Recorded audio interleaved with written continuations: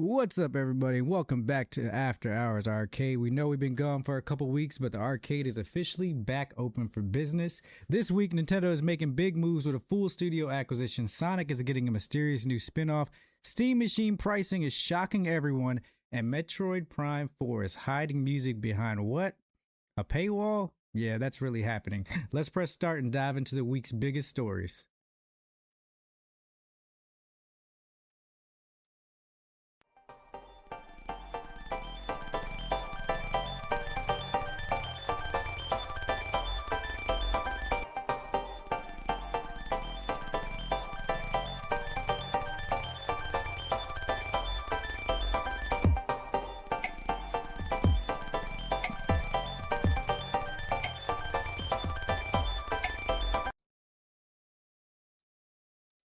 What's up, everybody, and welcome back to the arcade. I'm your host, BTG Plays, and I'm joined by my two co-hosts, Professor Daxter and Yanonick.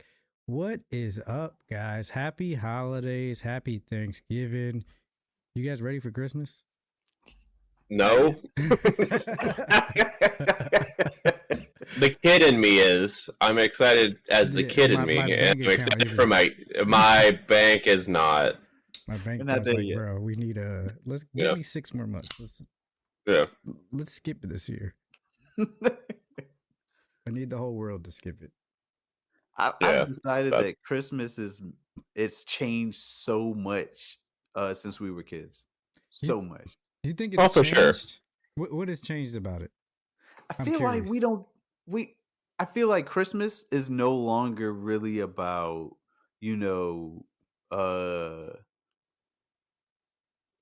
damn, you know what? That's a good point. I'm thinking like, I remember the lines. I don't know if it necessarily changed in general, but I do think that like the magic as you've gotten older has not been there. Like we had a lot of snow and all that stuff, and we just don't have that anymore. Yeah, we did lose that.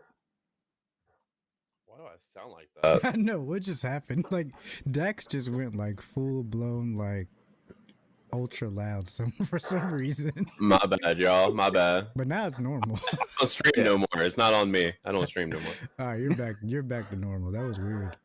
Okay, cool. I mean, if anything has changed, I feel like if it has changed, it's on us because we're the generation that sets the traditions now. So like, if we want things to be the way they were, we're gonna have to be the people that be like, all right, the whole family comes to our house, and this is what Christmas is gonna be. Like it's our turn. If it feels like it's changed to you, that's probably what that means. I also think that like grandparents went all out and stuff like that because they were like very family oriented, and we're way lazier as like a millennial. Like we're just like we'll meet up, we'll do stuff, and I'm ready to go home. So well, yeah, I mean, I do think that's part of it, but I think the grandparents have been doing it for so long that like they're like, all right, somebody's got to pick up the slack. Like either your parents got to do it, or we got to do it. Like I know I'm not cooking. I'll eat. It is what it is. But besides that, I mean, yes, I'm ready for the holidays. Just the holiday cheer and everything. Let's go. Christmas presents. Let's go. But this is a podcast about video games. So what video games have you guys been playing lately? I knew you were going to ask me that. Darn. Do you have time to play video games? Professor, I know you touched a video game or two. I haven't really. No, really? I have been playing like a little idler to like just say that I get dopamine hits, but yeah, I haven't really played anything. You're not playing League because I see you on League still. Oh yeah, I haven't been on League in like 2 months. Really? Then Discord's lying. Yeah. Mario Kart World, man. Really enjoying that game. Really have been. I got back into Smash. Ew. I know. Smash. It never really goes away, to be honest with you. Yeah, it does for me. So we had a Christmas thing here in town, and they actually had Smash set up outside, and everybody was playing around the fire. It was so cool. Really? That's cool. That is cool. I was like, I'm gonna beat the brakes off these kids right now. That is crazy. Do you know which Smash they had? It was for the Wii or for the Switch. I don't know which is that Brawl? No, that's not Brawl. I understand. Ultimate. Yeah. Ultimate. Nice. Ultimate. How about you? I've been playing Arc Raiders. Still, so I have so many questions. It's so good. It's good. It's good. Yeah. It's so good. Oh, you play too? I don't, but I do. Like I played it when it first came out, like the first week, and I haven't touched it since. But yeah, it was fun. I don't know. It's something about the interactions in this game. Like I don't know what about this game makes people want to interact besides the fact that if you don't say anything, my number rule is if I say something to you and you don't say anything within the first few seconds, I'm shooting you. Like I don't like everybody in this game is like open to be like, hey, are we good? Are you good? I think I think Arc Raiders does this thing where it's more inviting than Tarkov. I couldn't do Tarkov because it felt like too much. And then on top of that, I think that there's interactions between having PvP where people just all they care about is killing you, and there's other people who don't want to fight at all, and they mix and coexist at the same time. It's a really cool system in that way. So does Tarkov not have PvE in it? I thought it did. No PvE. Not at all. Maybe there's AI in it, but AI. Well, that's what I mean. Like, I think that there is, but I don't think it's to the extent. Yeah, I don't think they announced it like that. Like, you don't know that you're fighting another player. Right. You know what I mean? Yeah. They also don't have, like, robots. Like, that's your objective is to kill said robot. You know what I mean? So that brings up a good question. Real quick, I'm curious. Do you see a bunch of games like this coming out now, trying to come off the backs of Arc Raiders? I think they're still coming off the backs of Tarkov, to be honest. I think they're still coming off the backs of Division. Division? Whoa. Would you not say Tarkov's a bigger game than Division? Is? Maybe, I don't know. I think when the Division came out, it was pretty huge. When it first came out, yes, absolutely. It was pretty huge. Yeah. I don't know. I mean, I think it's. I just think that there's just games that like are defining in like Diablo, and now there's like Path of Exile. Those are like the staples of that genre. You know what I mean? Dota or League for MOBAs, et cetera, et cetera. So I was just curious which one you thought was like the leading, and I think Arc Raiders is in the conversation now for Extractions because they took over the world. So yeah, that's kind of how I see it. Like I think it's almost like like maybe Tarkov walked so Arc Raiders could run, but the way Arc Raiders ran, it's bringing in people that wouldn't even have touched this category of this genre of game. Period. It's also easier. It's just an easier game, so it's more digestible to the normal player. I don't feel like I need like a science book to understand it. But you can. Point. But you can. Yeah, there's a low ceiling, or there's a low floor and a high ceiling. You know? Yeah, pretty much. Yeah, I can agree with that. Well, anyways, I'm glad you guys are still having fun and we're still playing games. But we're always looking ways to engage with you guys. Let us know what you want to hear more about. Hit us in the comments or whatever. But this is After Hours Arcade, where gamers discuss gamer things every Thursday, 8:30 p.m. Eastern, right here on twitch.tv/After Hours Arcade. If you don't want to watch live, you can watch later. Or you can listen on podcast services by searching the 3 words After Hours Arcade. Remember, if you like the show ad-free, hit that sub button. Every subscription helps. Housekeeping, our next episode is Game Awards. In the new year? Oh, yeah. Next week. So it's next week. And we got to talk. So I don't know if I'll be there. Okay. For what? For the Game Awards stream. Oh, I will be. So I may need somebody to host it. Step up and host. Yeah. And if anything, I'll show up late. My son plays the violin and he has his concert that night. Oh, that's cool. Yeah. So I wish I knew how to play violin. It's such a cool instrument. It is pretty cool. So I will be at that concert, but I believe it's earlier. So I may. What time is the Game Awards? I think 7, maybe 8. Yeah. So I may just be getting home when it starts. So yeah, we'll talk more to see if somebody can start it. If I gotta give you the stream key or whatever to run it off this channel, that's how we'll work it. Okay. All right, that's my housekeeping. Anything for you guys? Next week is the Game Awards. The following week, however, I believe we're not going to have a stream then, right? And then the following week is Christmas. Oh wait, so after week after Game Awards, the next stream is the December 19th. So the Friday. Oh, it's Friday. That's gonna be our Christmas special stream. Oh, pretty much game night. So if everybody whoever shows up in the Discord, we're gonna be like streaming, playing games with everybody in the community. We'll put a list out of games. If you guys want to join and just have fun, wear your ugly sweaters. We're doing our Secret Santa gift exchange that day as well.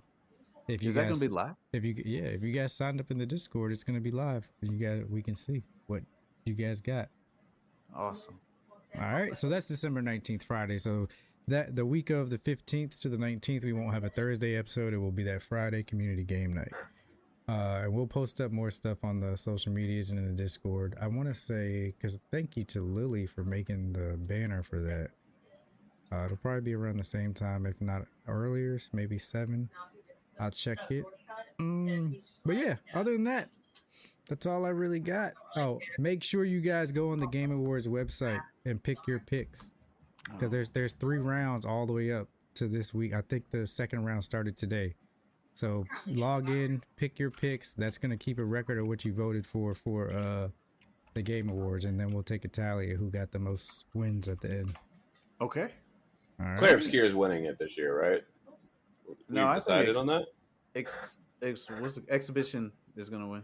That's what I just said. That's the same game. Same game. What did you say? Claire Obscure. Claire Obscure Expedition 33. Wait, what? What? Huh? France is winning this year, yeah? Yes. Story number 1. Nintendo is acquiring Bandai Namco Singapore Studio and will rename it to Nintendo Studios Singapore. Okay, so NSS.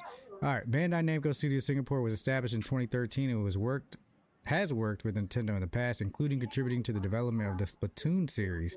Now Nintendo has announced that subject to approval, it plans to acquire 80% of the studio's shares on April 1st, 2026, with the remaining shares to be acquired after a certain period. Nintendo says the studio will become a subsidiary of Nintendo and will be renamed Nintendo Studios Singapore, but will otherwise continue its development operations. According to Nintendo, the studio has strong expertise in creating in-game art assets, which implies it will mainly continue to be a support studio once Nintendo acquires it. This acquisition will only have a minor effect on Nintendo's results for this fiscal year, the company says. Another Nintendo-owned subsidiary caused a stir last month when Nintendo released a pair of videos which turned out to be a Pikmin animated short.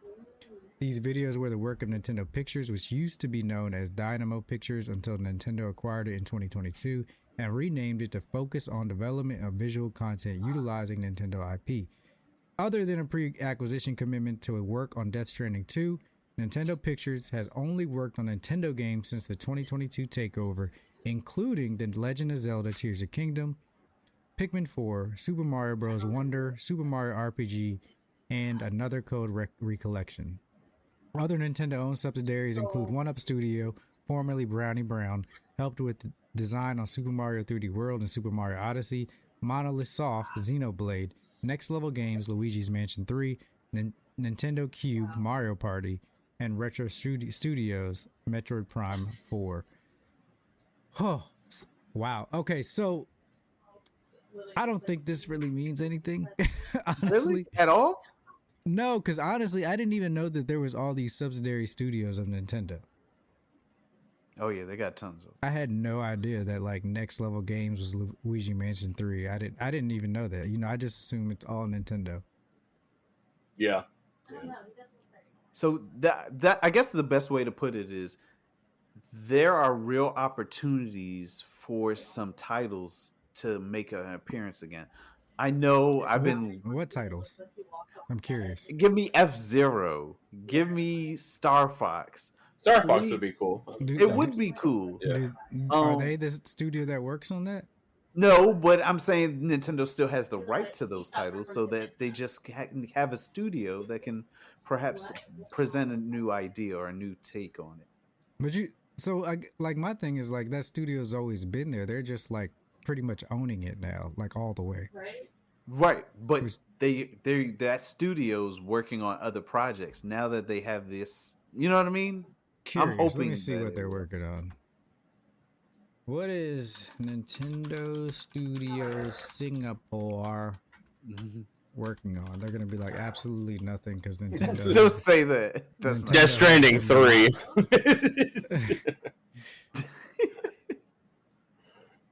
Why? Wait, Bandai Namco Singapore. Wait, are they buying Bandai Namco Singapore too with this? That's how I understood it. That's how it read to me. Oh, okay, yeah, that makes more sense then. Professor Daxter, I have a quick question. have a And quick it's answer. off What's up? topic, so please bear with me. If whoever loses the video game awards choices the votes, what is the penalty for the loser? I don't know. What's the winner get? Credibility and a trophy since that person won last year. Okay. So, I think the loser should play a game of the other person's choosing on stream. Oh, okay. The that's winner pretty good. chooses the game. Yeah. Make sure it's a game I hate. Okay, so all right. I guess Bandai Namco Singapore has worked on Ace Combat 7, Soul Calibur. I guess Splatoon 3 was their game. And what's that drum game? VR. Oh, the one Beat with the Saber? monkey, right? The Japanese drums. You know what I'm talking Oh, never mind. I forgot the name of it, but Me I know what too. you're talking about. Yeah, so that's one of their games. Okay. More Splatoon. I'm kind of out of the Nintendo realm. I don't really get Nintendo games. Tekken so- 7, Tekken 8, Taiko no Tatsujin. That's what it is. Ah, that's it. Yep, that's it. Yeah. Okay. Yeah. We'll see. I mean, honestly, I think this is better for Bandai Namco Singapore for them to That's be a lot called more money in their Nintendo. pocket. Yeah, a lot more money, a lot more resources for them to work with. I mean, yeah, cool. Anything else on the story before I move on? Yeah, I just want to see more titles come back.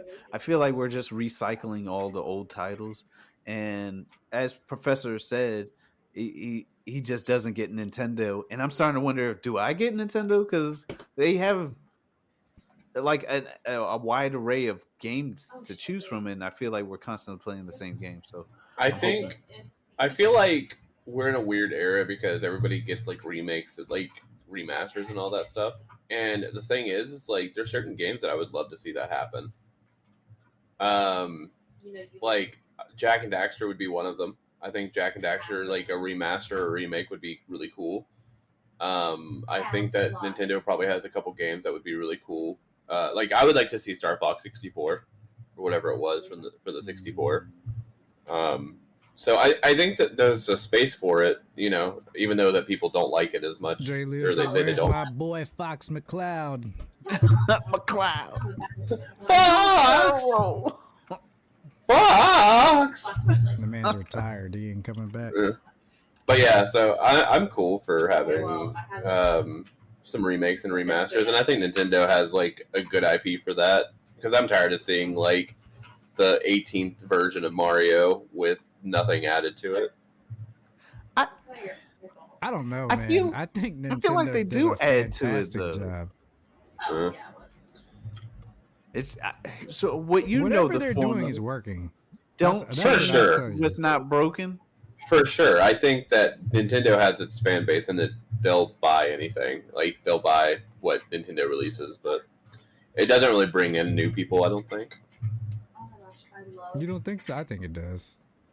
I think it brings in a younger audience. That's for Yeah, sure. I think we always forget that, right? The new audience is the younger audience. It's not the True. people that are already playing games. We're already playing games. Whether we stop playing those consoles or not, guess what? We're the influence for the younger generation to be like, well, I want to play, but guess I'm not buying my little 5-year-old kid Grand Theft Auto 6. I'm going to get him a Nintendo Switch because I feel like Yeah. that would be the intro to gaming for him. So whatever No, they're you should get doing him a works. Genesis. I mean, I would Give him a if I Genesis. could. Give him the old Lion King. Oh yeah, ruin his life. Also, give him al- trauma. Also, that's like another thing is like Sega, for instance, whenever they had Sonic, like they brought in like Sonic Adventure 1 and 2 and stuff like that, and it was a completely different game than Sonic has ever had at the time and stuff like that. I just want more of that, more innovation in that sense. But. Understandable. Story number 2. A Japanese game studio now asks art applicants to draw a picture during the interview to prove they don't use GenAI. This is great, honestly. I'm just going to say this is great. All right, so a new article on Japanese news website Daily Shinko focused on a tourism association's decision to cancel a 20-year art contest because it was becoming impossible to tell which entries were genuine human-created artwork and which were generated by AI. The article goes on to look at the other ways in which generative AI is affecting businesses, and as spotted by Automaton, cites an unnamed mid-sized Japanese video game developer which has changed its interview process for applicants seeking art roles. According to a source simply referred to as Mr. B, who served as the chief graphic designer at the studio, anyone who now applies for an art role now has to create something during the actual interview process, rather than the previous method of submitting a portfolio showing past examples of their work. There are many people who claim that artwork generated by AI is their own creation, Mr. B explained. We've actually ended up hiring such people only to find they weren't productive, which led to several problems. Because of that, we've changed our hiring process and it now requires candidates to draw something in person during the interview to verify their skills. As a recruiter, it's a huge hassle and it feels like we're going backwards in time, but I've heard that several other companies are doing the same thing. The source noted, The source noted that while this is the current situation, it could change in the future as upper management continues to ask questions like, do we even need to hire creators when generative AI is good enough? Or we should be hiring people who are masters at using generative AI. Mr. B says that while he has been continually pushing against these ideas, he says he can feel his position within the company gradually weakening. I also use generative AI as a supplementary tool on the job, he explained, but I strongly believe that only human creators can produce compelling characters and graphics from scratch. That's precisely why I'm telling upper management we should hire talented individuals, yet the company is steering towards promoting generative AI. I'm anxious about how much they truly understand my perspective. The topic of generative AI is one that is proving increasingly divisive as it use across the game industry becomes more widespread. Earlier this week, former Rockstar writer Dan Houser warned that while generative AI can be useful for some tasks, it won't be the catch-all solution some claim. Some of these people trying to find the future of humanity, creativity, and whatever it is using AI are not the most humane or creative people, Houser explained on Chris Evans' breakfast show on Virgin Radio. He added, I think AI is eventually going to eat itself because as I understand it, which is really superficial understanding, the models scour the internet for information, but the internet's going to get more and more full of information made by the models. So it's sort of like when we fed cows with cows and got mad cow disease. That's a dope example, actually. That is exactly. So this is very interesting because I've had this discussion before with some of my colleagues. I was like, we're getting to a point where like we're so focused on AI that we're finding people that know how to use AI, right? But they don't understand the information behind what they're creating with AI. So you talking about like I'm talking about with like coding and stuff like that. It's like, all right, we can use generative AI to code, right? But once the code's there, if there's an issue, it's harder for the person. They'll ask AI, well, do you see an issue with this code? Yeah, they might see it, but then if they don't understand the workings of how these bits of codes interact with each other, then it can cause more issues. And you're literally just having AI teach AI at that point. Yeah. So like if they don't understand how this stuff actually works, it can be a problem. And you're having companies that have AI assistants trying to get an order from their supplier, and their supplier uses AI to supply. So you got two AIs talking to each other to figure out what you need, and it's like, all right, well, what's really happening here, right? Who's in charge here? Who's in charge? And then now we got to hire Will Smith, and it's just a mess. Yeah, the iRobot but no, yeah, that the mad cow disease thing is the perfect example of not how I feel about AI, but without a good understanding of how we should govern AI and people working with AI. Like, I think the story is that you have somebody who's an artist coming to be an artist doing their job in the interview. That's a problem. That shouldn't be a problem. Why is that a problem? Also, I would say it's hard to do it on the spot though too, because usually without any direct, like if you're at an interview and they're like, "Hey, if you have a doctor and be like, "Hey, I don't know if you actually know how to be a doctor, perform open heart surgery right now and show me that you know how." You know what I mean? So like it's a little different on the spot. But I feel like it's not. I don't know. I can see both points of it. I think AI is both a problem and it's also a blessing in a sense. Like AI is taking jobs from other people, sure, but whatever. But if I think I don't mean to interrupt you. It just kind of doesn't make sense to me. If I'm a barista and they're like, "All right, make me a coffee," I'm gonna know how to do that. If I build playgrounds and they put some parts in front of me and they're like, "Can you try to put this together?" I'm probably gonna be able to do it. Sure. I think it just scramble me some eggs. I got you. You know what I mean? Like, it also depends on how like in depth they want this art to look. Because if it's online or whatever, because it's like a chef's a good example because it's another art form, right? Like. If they're asking you to make scrambled eggs that taste good, yeah, that's one thing. But if they're asking you to make like a flambe, or you know what I mean, just something like really technical and really difficult to do, while also being like examined the entire time, I can see where it can get tedious and scary. You know, I can see that part of it. If you're talking about like, all right, we're grading you on it too. I don't think. Yeah. I think when you're doing this, like, it's not that right. I think if they're like, hey. Yeah. You're an artist, you draw stuff all the time, right? If I just ask you to draw something, I can tell that you actually know how to draw. Right. You know what I mean? Yeah, I get that. Or if you build a computer and you're like, all right, hey, can you change the RAM? If I walk up to the computer and I don't know what the RAM is, obviously I don't know how to build a computer. I just think that there's a difference between a mechanical interview and a creative interview. If that makes sense. Like, I think there's a difference between building a playground and like cooking a meal. If that makes sense. I think I can see that difference. I think that's if you're grading on how good it is. But for me, I'm grading on if you have the technical know-how of actually doing it. So if we use the example of a chef and I'm like, all right, fillet this fish, and you go and grab the wrong knife, like that's not a fillet knife. You're probably not a chef.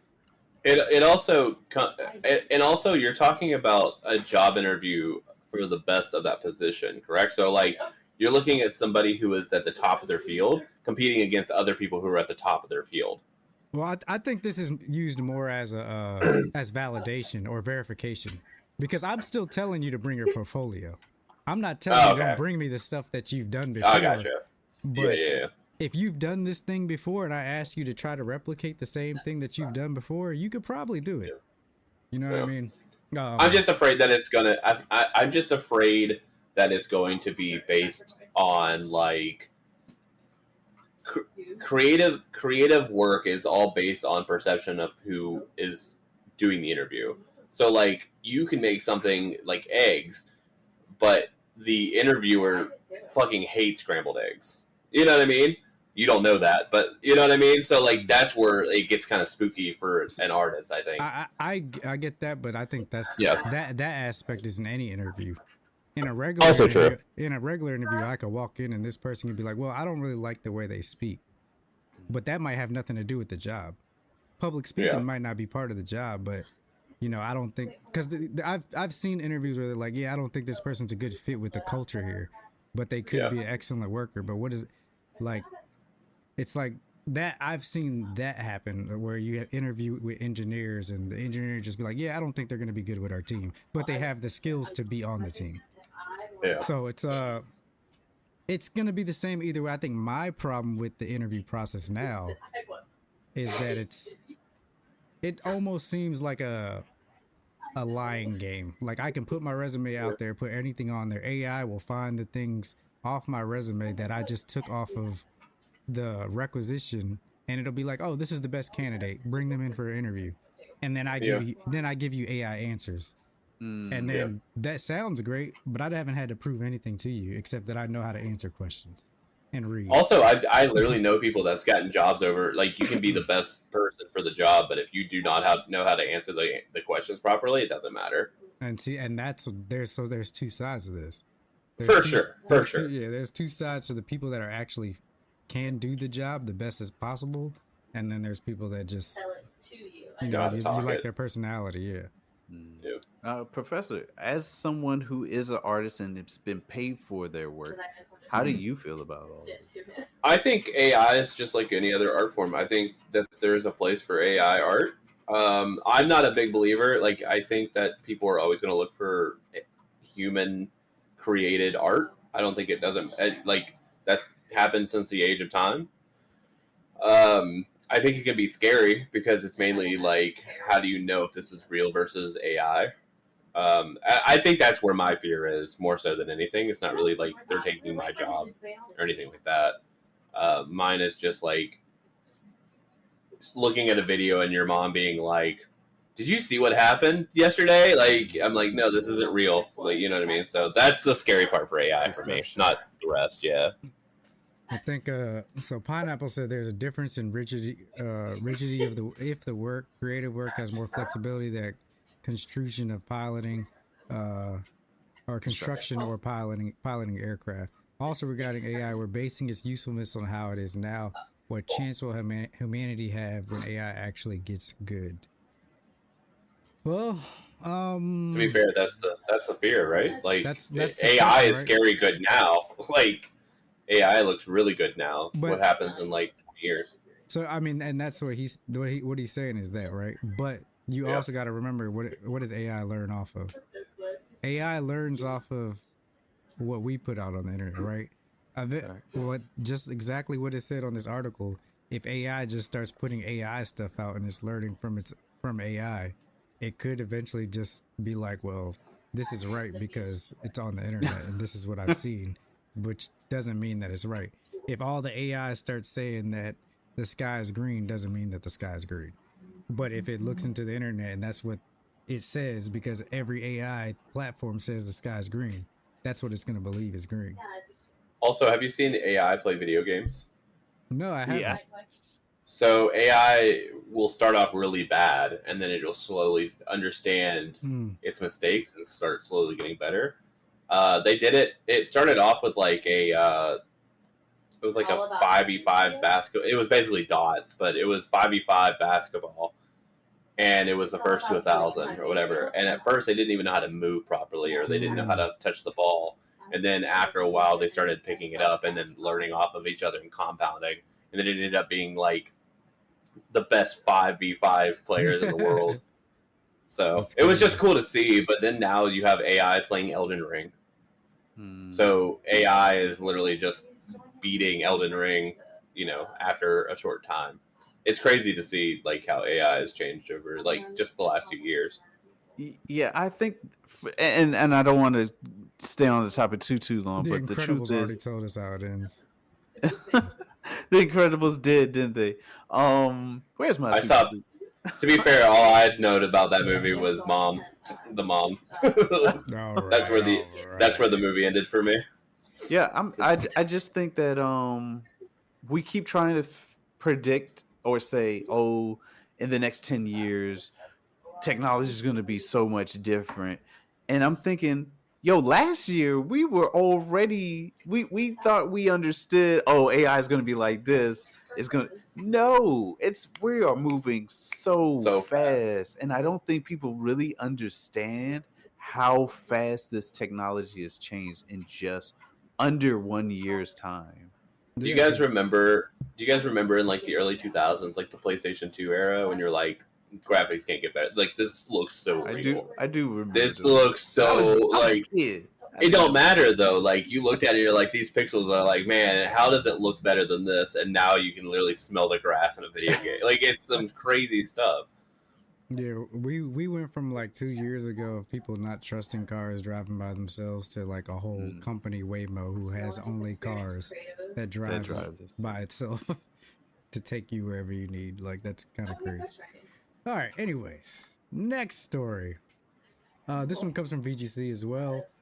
Paramount is planning a mysterious Sonic the Hedgehog movie spin-off. The unnamed film is set to release on December 22nd, 2028 and is described only as a Sonic Universe feature, suggesting it's a spin-off. The fourth Sonic the Hedgehog movie is set to release around 18 months earlier, March 19th, 2027. Considering the huge success of the Sonic movies, it's unsurprising that Paramount is looking to expand the franchise. Sonic the Hedgehog 3 will release in December, which released in December last year, is the highest grossing installment of the franchise and has generated over $1 billion at the global box office. Releasing in February 2020, the first Sonic movie earned $319 million globally, though it was during the COVID-19 pandemic. A sequel, which arrived April 2022, grossed $319 million worldwide. All three Sonic movies were directed by Jeff Fowler and starred Jim Carrey as Dr. Robotnik. Okay, what's the spinoff? Shadow. Yeah, I don't know, man. I don't think you use Shadow as a spinoff. I don't think so. I think it's gonna be, what's the girl's name? Amy? Rose. I think it's gonna be Amy and her pet or her friend. What's that child name? Her friend. I think it's gonna be a spinoff on them. It's gonna bring in a whole different new audience. That's what I think. Yeah. Okay. So because we already know the new movie has Amy in it. Yes, for sure. Yeah. For sure. I love the Chows. Still one of my favorite parts. What we don't know is who the antagonist is for the new movie. I think it's gonna be. Is it Infinite? Is that his name? Oh no, it's gonna be Metal Sonic. Metal Sonic. That's right. Yeah. Right. Oh, that's gonna be good. Oh my god, I forgot. Now I'm really excited. Oh, that's gonna be so good. Oh man. Oh, I forgot. Sonic's one of those like shows where I love Sonic. Sonic was like one of my favorite like games, but I never got into like the comics side of it until I started Googling. And man, is he crazy? Yes, it's comics crazy. Are really good. It's crazy how power fantasy that I would like to see a spin-off of what's the group? The other group in Sonic? The bee, the alligator. Yeah, them. What's the other one? The chameleon. Yeah, the chameleon. The alligator. Give me the bat. Give me Batgirl. What is her name? I would like that. Rogue. Yeah, I like that. Or Rouge. I don't know if it's considered Rouge. I think it's Rouge. It's Rouge. Yeah. Nah, I would assume I need a chaotic spinoff. That's what it is. I would assume that I assume the spinoff is a way to introduce the new movie, right? Because it's made by the same like whatever. Yeah. I mean, I would say that too. But so I feel like after Metal Sonic, like who do you introduce after Metal Sonic? As a villain. They've been following the games line too, right? Like for the most part, like not like loosely, not like in depth, but like we've already on. Right now, this would be. Give me the Chaos Emeralds, and then do that whole like Sonic Adventure 1 spinoff. That's what I'm running for. Would you like some drugs? Hey, you're right. Who would be a good villain? That's what I'm trying to figure out, bro. Cause oh shoot, I would assume the silver hedgehog. What was his name? Infinite or Infinity or whatever. Well, I don't know if they were he wasn't infinite. a bad guy. He was just from the future. It wasn't he introduced as a bad. Like people thought he was a bad guy. Like the game kind of told you he was a bad guy until like later on though. I believe so. What about Scourge? Scourge the Hedgehog. What about Time Eater? Is it? Wait, no. Give me Chaos. I'm down. Time They can make Eater was- 8 They can make 8 movies out of Chaos. Each for every emerald is 7 emeralds or whatever. I mean, they could, but then you would lose your audience. You know, they would know you're milking it. That's true. Oh, I guess you could do the Deadly Six. The Deadly Six? Yeah. These were good. These were good villains. How far do you think they're going to take Sonic? Do you think that they're going to go into like some like comic side of it, or do you think they're going to stick to the games? Like, I don't know. I don't know how far it's going to go, to be honest. I think they'll go as far as because it's super successful. So J-Leos is Chaos from Sonic Adventure 1. So this is Chaos, right? Yeah. I mean, yeah, it's like the little blob. That could be. Oh yeah, you're right. But then it gets stronger with each Chaos Emerald. Yeah, Chaos would be a good one. I can see that for sure. We're losing you, BTG. My vote is Time Oh, Eater. shoot. That's my villain I want to see in the Sonic movies. Who? Time Eater. I don't even know who that is. Do you need the stand or It's I guess an entity discovered by Dr. Robotnik. Robotnik or Botnik? Robotnik. Is this him? Oh, I remember Time Eater. Oh, Sonic Generations, yeah. Yep, that's it. Like I said, there's so many ways they can go with like Sonic, and so far they've killed it every time. So yeah, either way, I'm excited for it. I just honestly, just remembering that Metal Sonic is the next villain, I'm okay. Oh, I don't need to know what's coming next. I know. Yeah, I right. know. Too much. I know about Metal Sonic, but I don't know anything about Metal Sonic, so I'm excited to see how it goes. Oh, you're gonna love him. Metal So Sonic good. is so good. God, Metal Sonic, he just looks so cool too, man. Oh my god, he just looks cool. Look at him. Because he was from Sega CD, right? He was from Sonic Sega CD. Yes, yeah, he was actually. Yep. Yeah. Yeah. I enjoyed him in the movie. What was it? Sonic. Oh, what was the name of it? Sonic. No. All I know is the theme song was like Sonic Boom, Sonic. No, that's not it. Sonic That's Boom. not- 'Cause No. that's the name of it too. I remember that song. Movie. Not what is it? 90s. Anyways, I feel like we've fallen so far. We have, yes, we've fallen so far off. Sonic. The next news story. This one's actually pretty important because this is going to be a big thing for gamers. Shoot, next month actually, or early next month, because we recently just found out about the Steam machine, and the Steam machine's price could cost around $700, which actually. Not that bad. If you ask considering me, it's a PC. this is what I thought it would be at or wanted it to be at. But the story says Steam Machine was announced earlier this month with a 2026 launch window and no official pricing details. However, Valve has said that if you build a PC from parts and get to basically the same level of performance, that's the general price window that we aim to be at. In a new video, Linus Tech Sub has taken on the challenge building a PC with the components specs similar to Valve's device and using it to estimate how much the Steam Machine could retail for when it releases next year. The channel estimates that if it were to build the Steam Machine with the lowest historical prices, it could cost Valve around $602 to manufacture the device.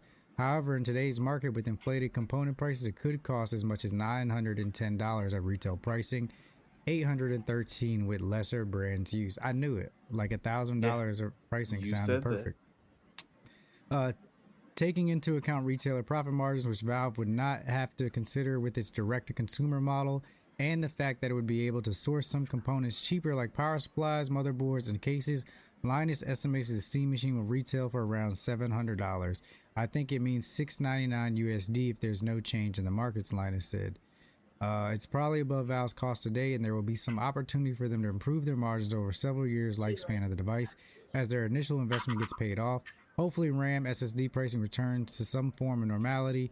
He added, the Steam Machine presents a compelling deal at the price without completely undercutting the market. Valve says it will reveal Steam Deck pricing ahead of its release next year. According to Amper analysts, much of the device's success will depend on its price point. That's it. So that's not the Look, announced price, and that's what they're. This is what they're. assuming. Yeah, they're analyzing it to be. Look, if it comes to $700, man, this is a steal. I think It's a steal. This will kill the market. Really? Yeah, Kill it? I think it's gonna. It'll put.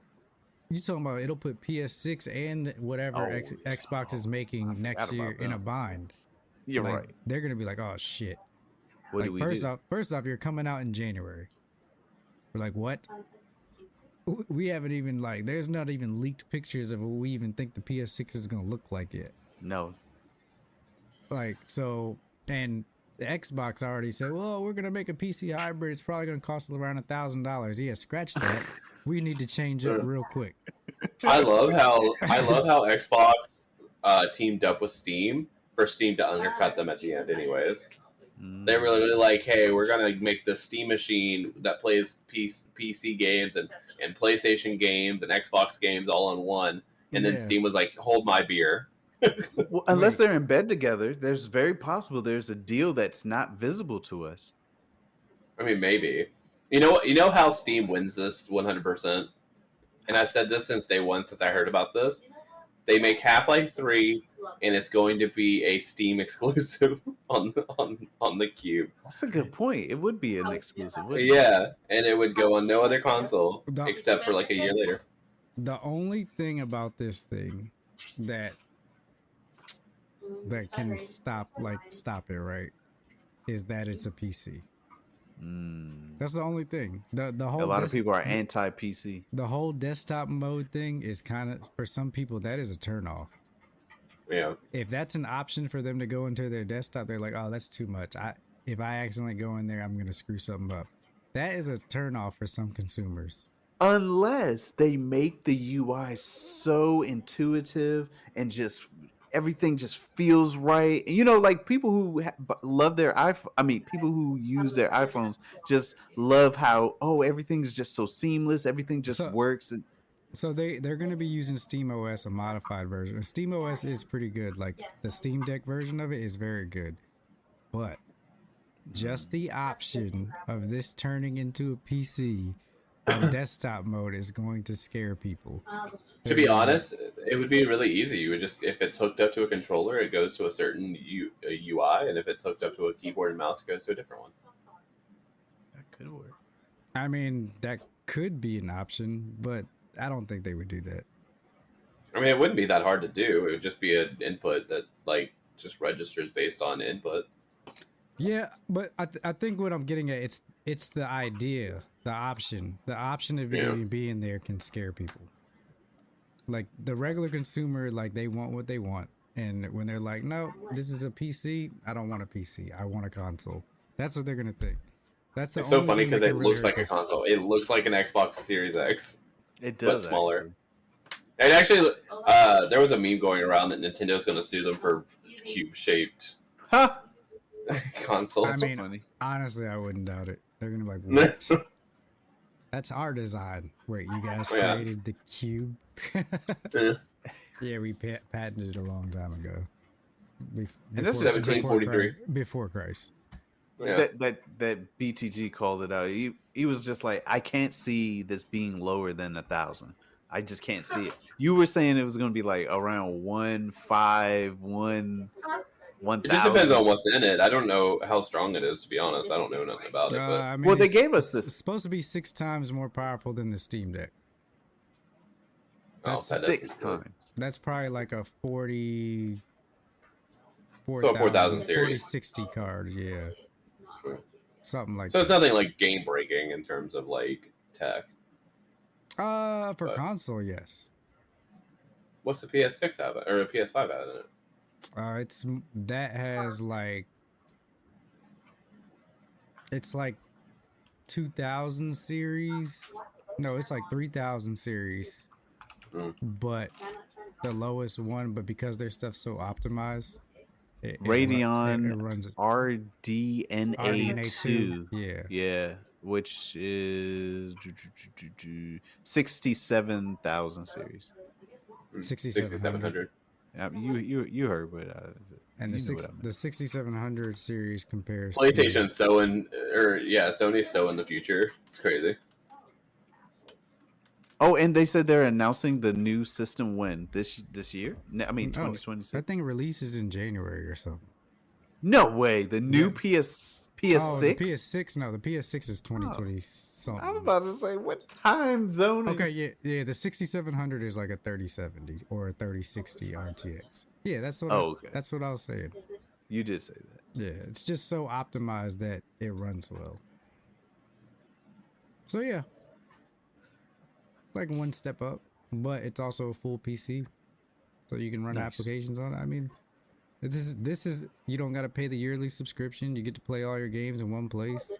Sony's already putting their games on Steam as well. It's kind of like, all right, I'm gonna save myself $100 a year. Yeah. You have to pay. So do you think it will get the Steam updates then? So like what do you mean? like NBA 2K for instance, right? Mm-hmm. Their game is different on PC versus it is on console. It's a completely different game. Do you think it will get the Steam version? Yes. Okay. 100%. Is that a good or bad thing? It could be a bad thing. It can be. So, and this is the other part of it, right? It can be a bad thing, right? Because what comes with PC versions of games? Options. Cheaters. All the options. And also cheaters. And cheaters too.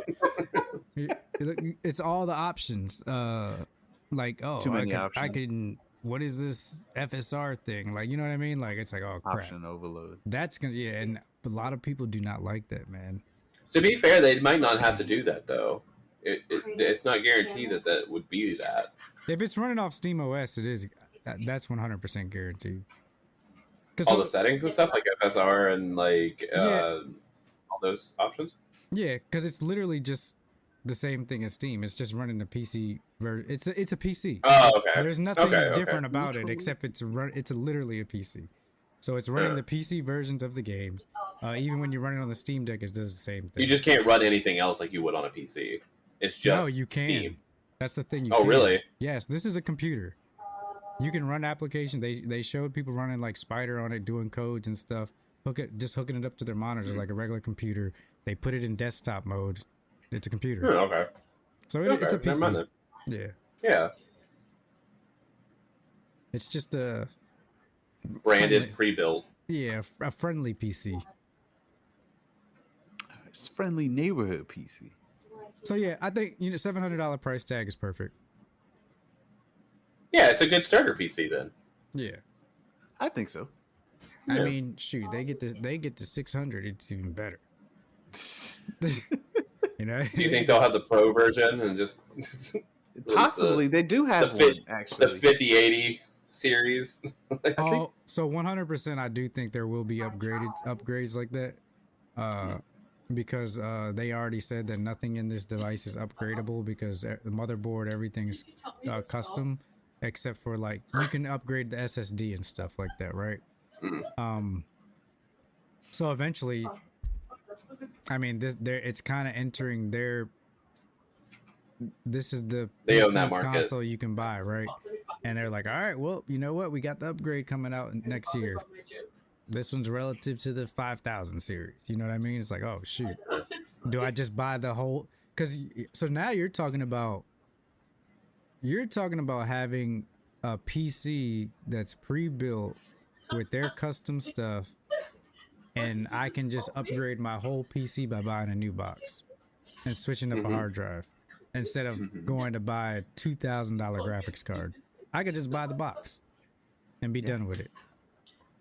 I'm trying to not be so loud right now. It's so hard. It's almost like, it's kind of like they are moving into the pre-built market. Like, hey, we have the pre-built PC that we're going to upgrade for you every few years.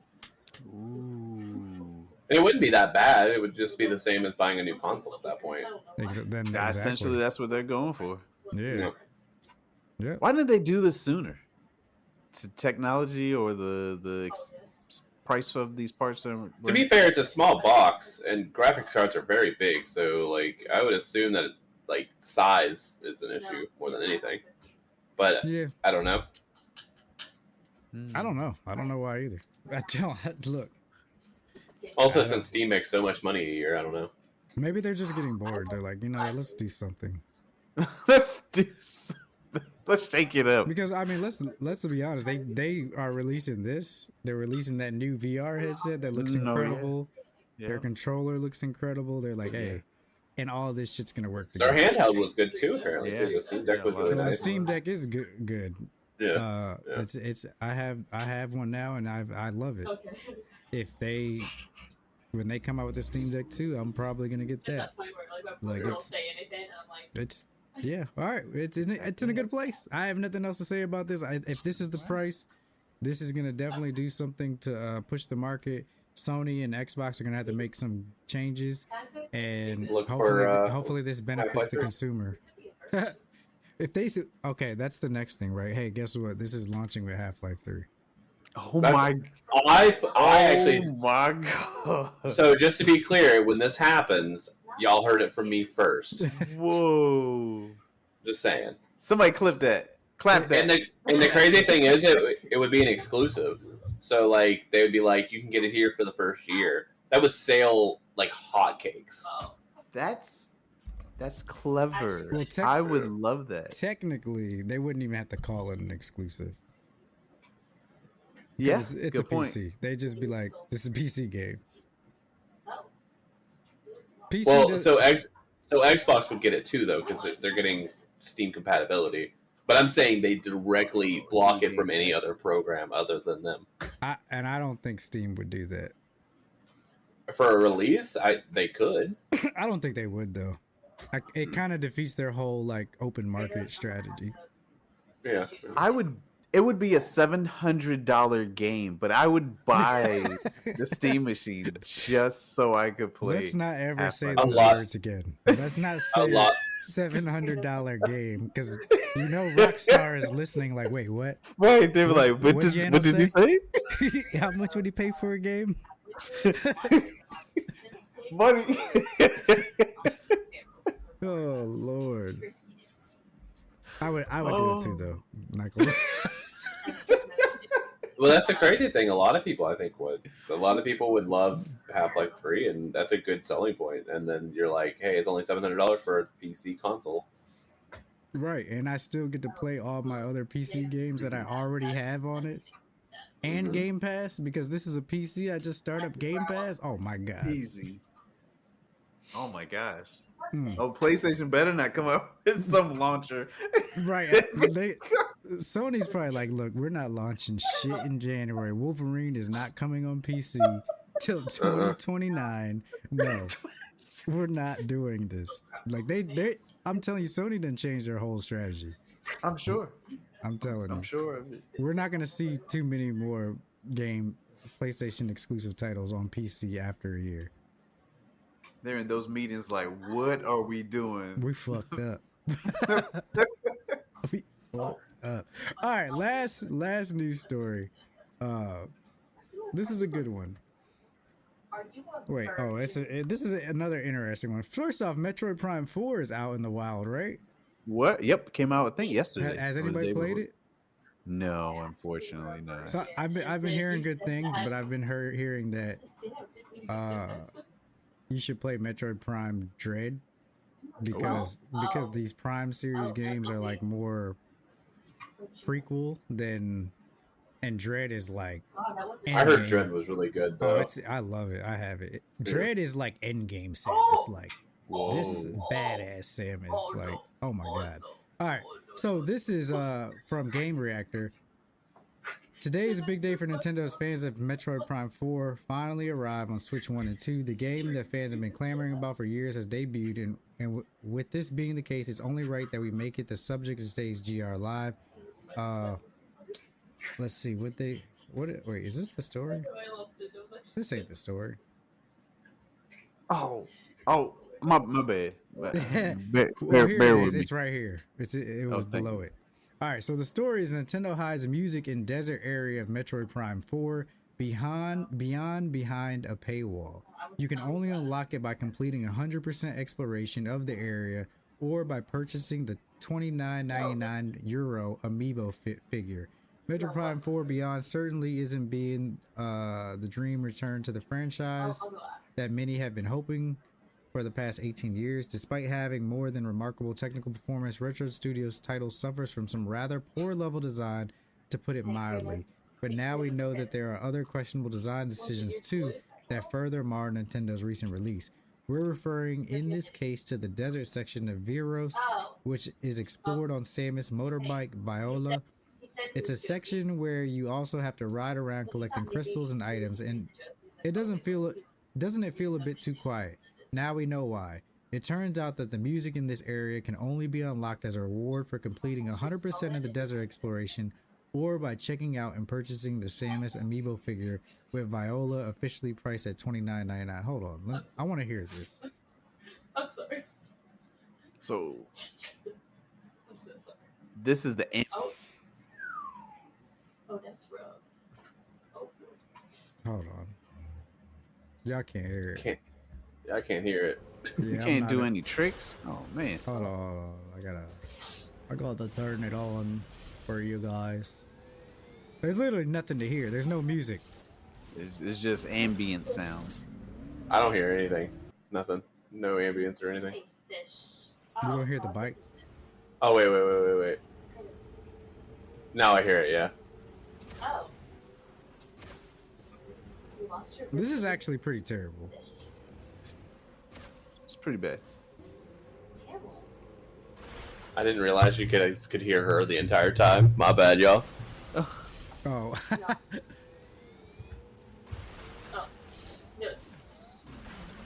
I do wonder if the game was intended for it to be that way. Do you think it was? You don't think it was? I hope not, because so I had this conversation with a colleague of mine who I respect. I truly feel as though for completing 100% of the desert level, you're rewarded a song to this stage, right? To this area, which could be cool. Yeah, it could come up. You'll be like, "Whoa, what's this music? Oh man, I must have completed blah blah blah." But now learning, if you buy the amiibo, you just bypass all of that, and now you get the music. I actually was in the exact same boat. I think that having something to achieve if you get 100% is a great thing to do. I'm a big fan of old games that did that. But whenever you just bypass it by putting in a cheat code or buying something for $40, that's whatever. So here's my problem with it.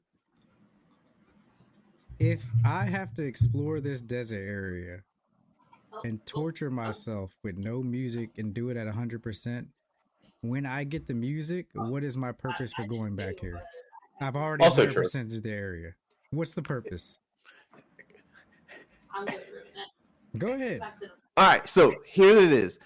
Most likely, you've explored probably 100% of the desert area by probably the end of the game, somewhere around that area. So anytime you need to go from one part of the game to another part, you got to go through the desert area. So you get that awesome epic music that you were rewarded for it. That's just me being high hopes.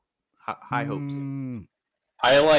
think having other achievements is I like having rewards, but this is bad. This is bad game design. Bad reward design, bad game design. Music, if anything, give me a new skin for the bike. 100% exploration, give me a new skin for the bike. Yeah. Or give me another song or some other kind of song to the music that's already playing. Okay, even better. That would work. A remix. A reward is meant to be a skin of some kind, not like a skin, but an addition to addition Yeah. to. Yeah. Let's say, literally the An An different, exploration area with no music is bad game design. No Also bueno. true. Period. Honestly, the only thing that pisses me off in this whole thing though is that you can just buy it with an amiibo for $30. Like that's what makes me mad. And that's what over brings anything me back else. to Yeah. is this a pay? Is it behind a paywall? Is that No, what I don't this is? think so. I don't think that's a paywall. I think a paywall Yeah. literally means there's no other way except for paying money. I also think a paywall is meant to be for progression that gives you nothing to the game in terms of combat or completion. So Like a skin. yeah, it's a cosmetic. I got a great question. So does that mean music? All right, so a skin you put on your character just looks cool or whatever, right? Only you and whoever looking at you can see that. But with music, if you put music behind a paywall, like only you can listen to these certain songs.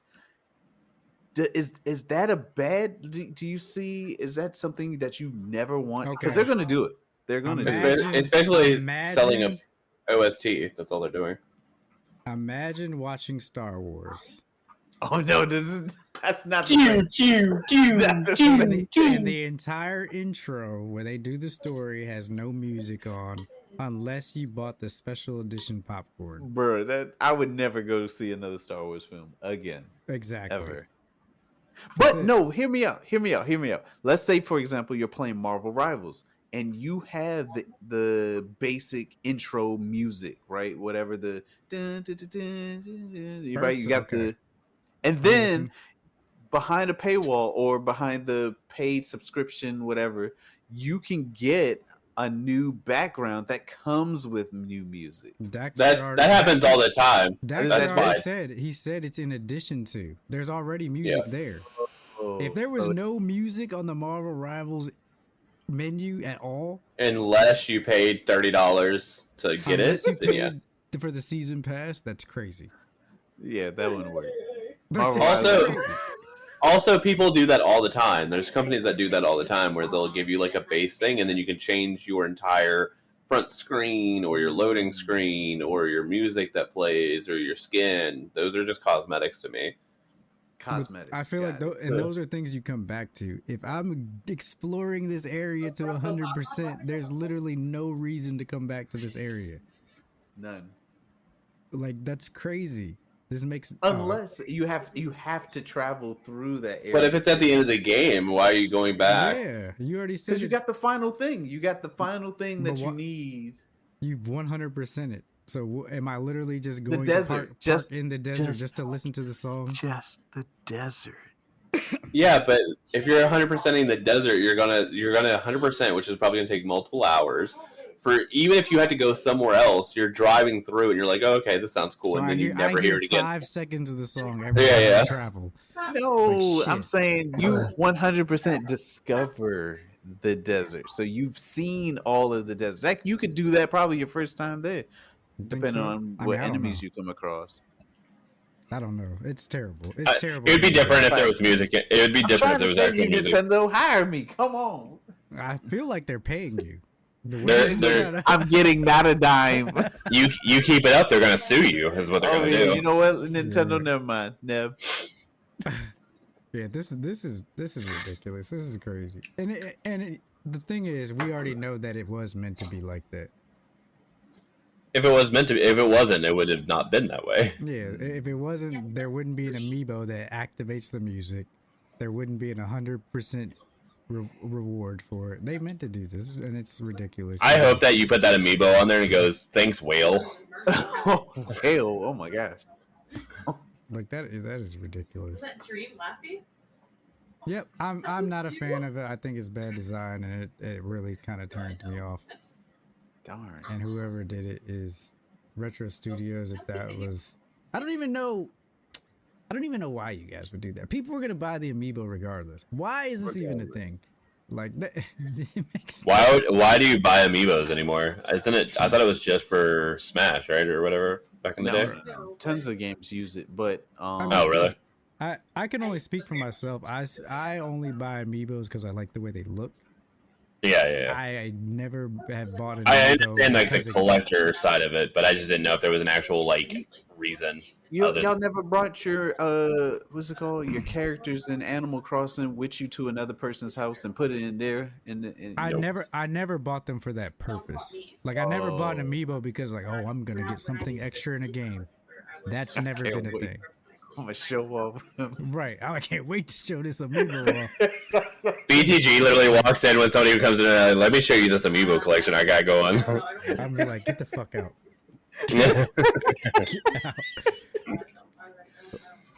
Bring your Switch closer. Hey, let me connect.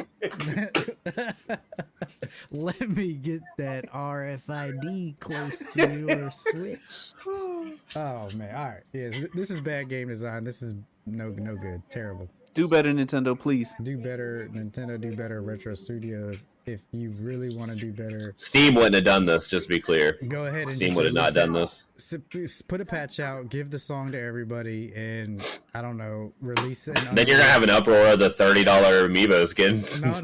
No, because now all you have to do is add an extra reward to that amiibo. Yeah. Just say That's it. That's all you gotta do. All you got to do is take the music out of another area.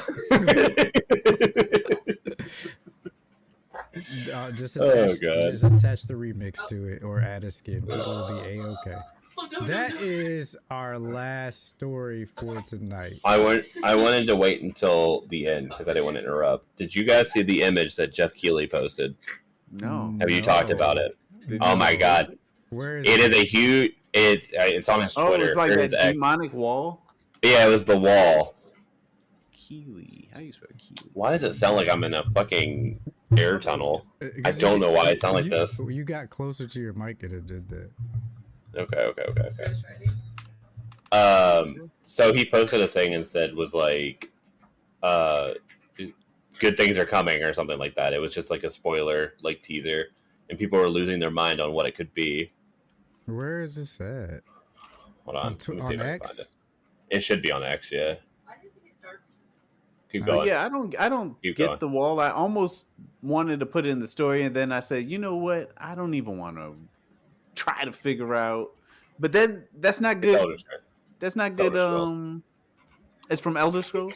I think so. No, the torch is I mean, I see the bear. I see the necromancers. There's alligator. People were thinking that it's God of War Egypt because of the outfit. Wait, is it a picture? Wait, it's a picture. So is this a new Elder Scrolls game? This? No, this isn't it. No way. Yeah, people are thinking it's Elder Scrolls 6 announcement. Oh, that right there. Would be so cool. Where? What am I looking at? Yeah, no, you just passed it. It was like Regal something. Hold on, I'll get it for you. Hold on. It literally was like the third thing to pop up for me. Dude. Oh, Regal Inspiring Thickness. Yeah, that. Oh my Wait. gosh. Is that in-game graphics? That's an in-game graphic, yep. Oh. And some people are thinking it's Diablo, but with the bear and the alligator and the Daedric armor, people are also thinking it's Elder Scrolls. But it also has a bear like Atreus, and it has the God of War armor. Yeah, that I was about to say that armor looks like God of War armor. Yeah, so they're thinking it's Egypt. Oh. But no one knows, but it's a huge teaser of what's going to be displayed at the Game Awards this year. I don't know either. That's cool. That we just gotta wait one more week. And it's really funny because everybody's like, it's all these things, and somebody posted, like, it's probably just Elder Scrolls. It's probably just Elder Scrolls Online. What is it, Jeff? What is it, Jeff? Tell me now. I just tweeted him, guys. Hopefully he responds. Oh, you did? Oh, that's so funny. He's gonna be like BTG. Now that you asked nicely, I'll tell you exactly what it is. He actually tells us right now live. No, that would never. That would be great. That would be breaking news. I would shit my pants. So yeah, I'm excited for Game Awards. So. Me too. What time does it start? You said 8? 6? 7:30. 7, 12, PM. whatever. Okay. 7:30 p.m. Eastern. Yeah. Somebody put, what the fuck does that mean? Yeah, people are really confused. I mean, I looked at it yesterday and I was just What the like, fuck does that mean, Kobe Bryant? I don't know if I'm gonna. Bro, look, they are really into this, bro. Oh, yeah. Yeah, they're studying it hard. Hmm. Y'all want to? It'd be cool for another new. I think it's Elder Scrolls. I think it's. And then the other crazy part about it is where it's located, out in the middle of the desert. Like, yeah, but it's I don't.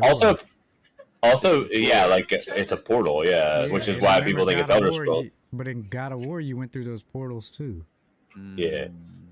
Also, people thought Diablo too. Really? Oh, maybe. But no, I don't I think they Diablo. debunked Diablo. Diablo was debunked. How can they said debunk it? It ain't even been proven yet.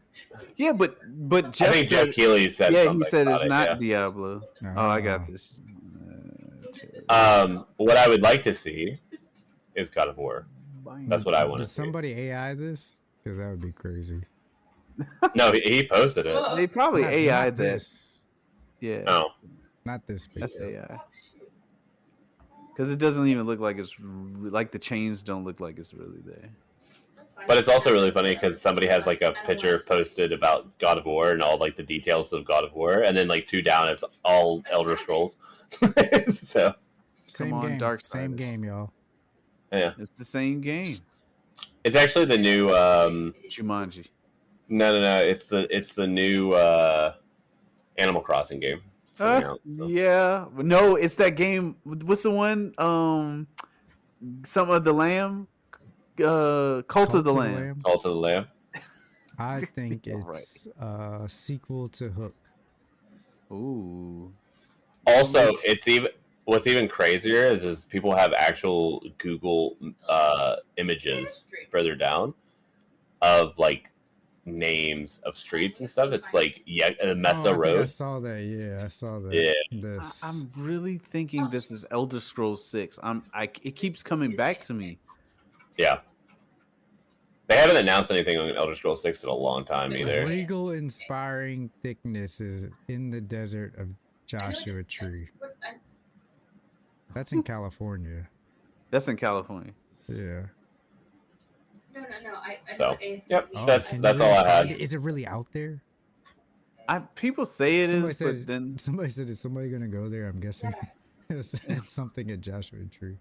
That is in. Also, people have actual photos of it. There's actual like somebody actually put it there. Oh, it's a real thing there. So this It's is a real it's statue. real. It's Somebody Oh. put a statue there for the Game Awards. But I don't know if it was Jeff Keighley who specifically did it. I would assume it was. Well, it was the Game Awards I'm sure themselves. he didn't do it. I'm No, sure man, he didn't I drive just his don't know. car over there. And he's like, That would "Here be you go, so. guys." You love what you do if you go out into the desert and build a portal to I hell. did this all by myself. I need nothing. I am the Keeley. All right.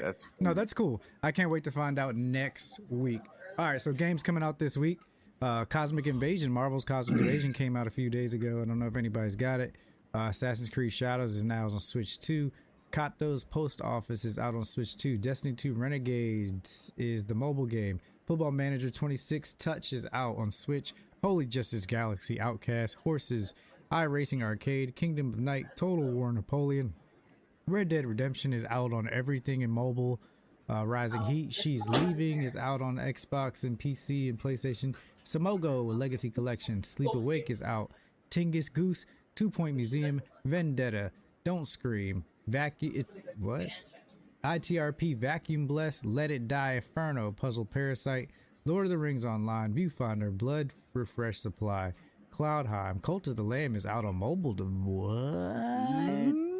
No, on mobile. What? Cult of the Lamb is on mobile now? Dang. Whoa. I might buy that just because. Deadly Delivery, Echoes Asylum, Elden Ring, Night Ring is out. On everything? This is the expansion. Ferocious, Log Away, Metroid Prime 4 Beyond. Metroid Prime 4 Beyond is on Switch 2 and regular Switch. Naruto Ultimate Ninja Storm is out on mobile devices. Night Swarm, Northgard, Octopath Traveler 0. What? Yeah, that I heard good things about that Oh one. my gosh. Routine looks really cool, by the way. I want to play that. The routine's out on PC. Routine. Power Wash Simulators out on mobile devices. Sonic Racing Crossworlds out on Switch 2. SpongeBob Patty Pursuit 2. Subway Surfers out. Okay. Thief VR. Toxic Crusaders got a game out on Switch and everything today as well. Ludo XXL 2. MIB Most Wanted comes out tomorrow. Streaming in the Basement comes out tomorrow. Angeline Era comes out. Oh, that's it for games coming out this week. That's it, guys. Before we leave, I just want to ask you guys one question. Did you guys watch Stranger Things? I did. I've never seen it. I did. I caught up. I can't wait for the next episode. Yes. It was so good, guys. It was so good. I think I'm gonna wait till the entire show's done and then just watch it all at once. You're probably not gonna watch it. You should just watch it now, and then it'll be over Christmas and New Year's. The Critical Role Mighty 9 is out on Amazon, and it's really good. If you like Dungeons and Dragons, it's so good. Oh, breaking news, guys! I might be late to the party, but I just learned actor Cary Hiroyuki Tagawa just passed away. Who dat? The guy who plays Shang Tsung. Shang Tsung died? No. Yeah. No. Yeah, he just passed away. No. Literally just passed away. Oh, no. It'll be on Facebook. That sucks. No. Dang, he was 75, man. Wow, that's young. Yeah, Cary Hiroyuki Tagawa, actor in Mortal Kombat and The Man in the High Castle, dies at 75. He played the evil sorcerer Shang Tsung, and he's pretty much been Shang Tsung since then. Yeah. Like, franchise appeared in The Last Emperor, License to Kill. The Man in the High Castle died Thursday in Santa Barbara. A rep confirmed he died of complications from a stroke. He was 75. Tagawa's first film role came in Bernardo Bertolucci's The Last Emperor. Soon after that, Tagawa played the villain in Kwang in James Bond movie, License to Kill. On TV, he had recurring roles as Nash Bridges, guest spots on dozens of series, including Miami Vice, Knots Landing, Moonlighting, Baywatch. Tagawa is known for his role as Shang Tsung in Mortal Kombat franchise. He appeared in the first film adaptation in 1995 and went on to appear in the TV series Mortal Kombat Legacy in 2013 and lent his voice to the more recent Mortal Kombat 11 video game. His other film roles include Rising Sun, Snow Falling on Cedars, Pearl Harbor, Planet of the Apes, Memoirs of a Geisha. In Amazon TV series The Man in High Castle, Tagawa starred as Trade Minister Nobusuke Togomi in Netflix's Lost in Space. He played Hiroki Watanabe. Though he often played villains, Tagawa told the Honolulu Advertiser in 2007 that the type casting was inevitable at the time, guaranteed I wouldn't have gotten to play good guys if I hadn't played those bad guys. Man, good point. That's sad. That is sad. My childhood is just dying in front of me. And literally. Oh, rest in peace, Tagawa. With that sad news, I am going to close the show. Next week, remember guys, next week is Game Awards. It'll be on Thursday. What time did we say Game Awards was? It starts at 7:30 p.m. Eastern time. Okay, so we will be here live. We need to get our votes in. Join us as well. Watch it with us. I'm looking forward to a fun night. Yeah, that's it. We'll all be there for that. Yeah. Mm-hmm. All right. So if you want more content, where can they find you guys? Dex, you're not streaming anymore, or? Well, even if you know, what you they up can to? still find Where you. can people find you? You can still find me on Twitter, and you can find me on Twitch sometimes. Maybe I'm gonna be here next week, so nothing too major. What about you, Yana? You can find me, Nick, who is currently taking classes in I'm taking classes at the moment, so don't tell the people that. So I I don't stream at the moment, but you can find me still over at NK_YanoNick. at x/twitter.com, or you can find me over at twitch.tv/Yanonick, where you can find some of my highlights from my previous streams and wonderful clips of people like BTG. Where can we find you and more of your awesome content? Y'all know where y'all can find me right here on the After Hours Arcade channel. Black and Tie Guy Plays on Instagram and NK_BTG Plays on Twitter. But you can definitely find us next week, Thursday, here watching the Game Awards. Come out, have fun. And then, yes, let's see who gets the most nominees this year. Also, just a little shout out. I turned 36 in 4 days. Oh, yeah, your birthday's 4 coming up. days. The 9th. Yeah. Happy Yeah. early birthday. Thanks. I'm getting a new car on the 8th, so happy birthday. Happy early birthday, bro. Oh, Yeah. Bring it to the Game Awards. I will. Bring Yeah, it I'll show to up. the Game Awards. We're all going to take a trip to the California desert. Let's do it. Yeah, we need to find that statue. All right, y'all. Thank you always for supporting us. And remember, this has been After Hours Arcade Podcast, where gamers discuss gamer things every Thursday live, 8:30 p.m. Eastern, right here on twitch.tv/After Hours Arcade. We will see you guys next week for the Game Awards. Later, y'all. Goodbye.